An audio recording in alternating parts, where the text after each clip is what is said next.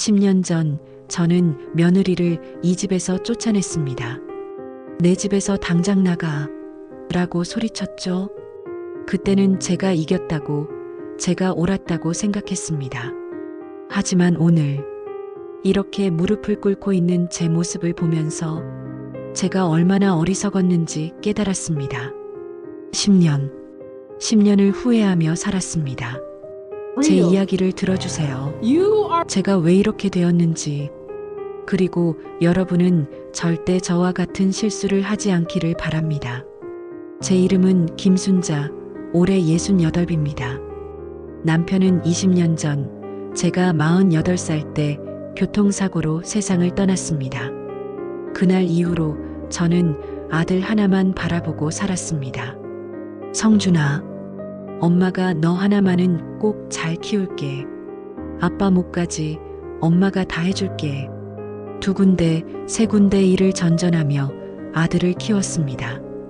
하루에 4시간씩만 자면서도 아들 학원비, 과외비는 절대 안 밀렸습니다.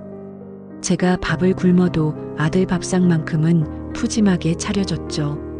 그 순간이 제 인생에서 가장 행복한 날이었습니다. 고생한 보람이 있구나. 이제 아들만 잘 되면 내 인생도 의미 있는 거구나. 그렇게 생각했죠. 그런 아들이 대학교 4학년이 되어서 결혼을 한다고 했을 때 저는 정말 기뻤습니다. 처음에는요. 그런데 며느리감을 데려왔는데 박지은이라는 여자였습니다. 평범한 집안 출신에 대학도 지방대를 나왔더군요. 하지만 아들 고집을 꺾을 수 없었습니다. 결국 결혼은 했지만 저는 그 며느리를 인정할 수 없었습니다. 결혼 후 저는 며느리에게 철저하게 교육을 시켰습니다. 아침마다 야 며느리, 왜 밥상이 이 모양이야? 국은 왜 이렇게 싱거워? 다시 해. 지은이 눈물 글썽이며 다시 주방으로 향했습니다. 청소하면 이게 청소한 거야? 먼지가 그대로 있잖아. 눈 달고 사는 거 맞아? 손가락으로 선반을 긁으며 먼지 확인하고, 친정 방문 가는 날이면 어머니, 이번 주말에 친정에 다녀와도 될까요? 친정? 시집 온 여자가 무슨 친정을 그리 자주 가? 여기서 할 일이나 제대로 해. 며느리는 한 번도 대들지 않았습니다. 그저 네, 어머니하고 고개만 숙였죠. 그게 더 마음에 안 들었습니다. 너무 약해 보였거든요. 그러던 어느 날 며느리가 임신을 했습니다. 손자가 태어나면 달라질까 싶었는데 축하드립니다. 건강한 딸입니다. 어머님은 딸, 이요? 저는 손자를 바랐습니다. 대를 이을 손자 말입니다. 그런데 손녀라니. 집으로 돌아와서 아들, 둘째 낳아야지. 아들 낳을 때까지. 아들이 말했습니다. 엄마, 지은이가 출산할 때 힘들어했어요. 좀 쉬게 해주세요. 뭐, 여자가 애 하나 낳았다고 무슨, 옛날 사람들은 67은 낳았어. 그로부터 1년 후, 결국 그날이 왔습니다.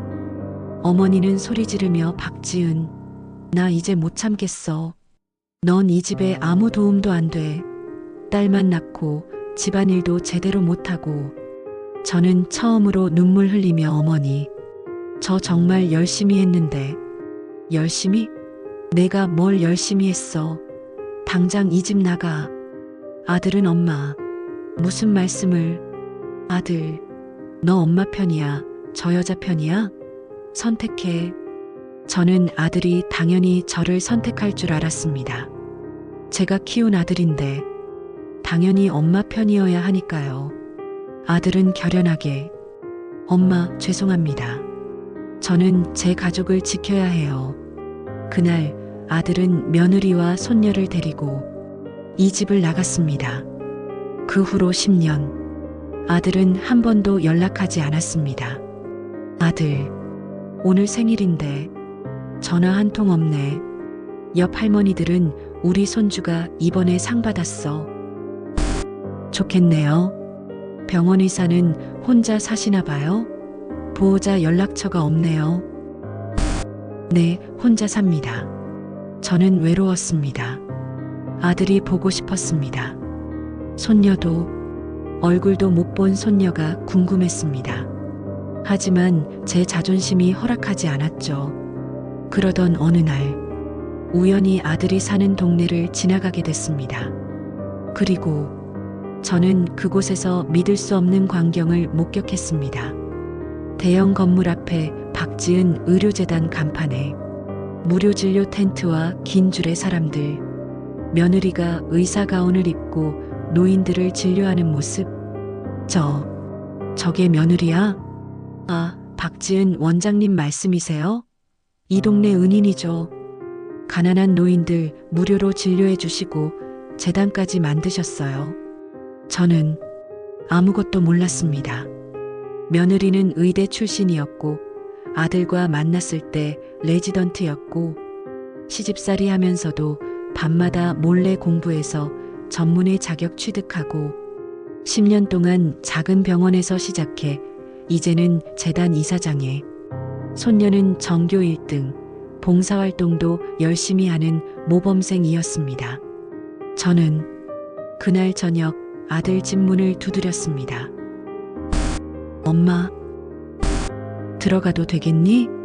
어머니는 며느리 앞에서 무릎 꿇으며, 지은 씨, 아니 지은아, 미안하다. 지은이는 어머니, 너는 정말 대단한 며느리였어. 아니, 대단한 사람이었어. 근데 나는 내가 집안이 별로라고, 학벌이 별로라고, 그것만 보고 너를 괴롭혔지. 너의 진짜 가치를, 너의 노력을, 너의 따뜻한 마음을 한 번도 보지 못했어. 어머니, 저도 부족했어요. 더 잘했어야 했는데. 아니야, 넌 완벽했어. 내가 너무 어리석었어. 10년을 혼자 지내면서 깨달았어. 진짜 가족이 뭔지, 진짜 행복이 뭔지. 손녀가 다가와, 할머니세요? 그래, 할머니야. 미안하다. 할머니가 너를 한 번도 안아주지 못했구나. 괜찮아요, 할머니. 이제라도 오셨잖아요. 그날 이후 저는 진짜 가족을 되찾았습니다. 여러분, 저처럼 어리석은 실수를 하지 마세요. 사람을 겉모습으로 판단하지 마세요. 학벌로, 집안으로 판단하지 마세요. 진짜 중요한 건 그 사람의 마음입니다. 그 사람이 얼마나 열심히 사는지, 얼마나 따뜻한 마음을 가졌는지, 그게 진짜 중요합니다. 저는 10년을 잃었습니다. 며느리와 손녀와 아들과 함께 할 수 있었던 10년을요. 여러분은 후회하지 마세요. 지금 당장 사과하세요. 늦기 전에. 여러분의 경험도 댓글로 공유해 주세요. 공감하셨다면 좋아요와 구독 부탁드립니다. 알림 설정하시면 새로운 이야기를 가장 먼저 보실 수 있습니다.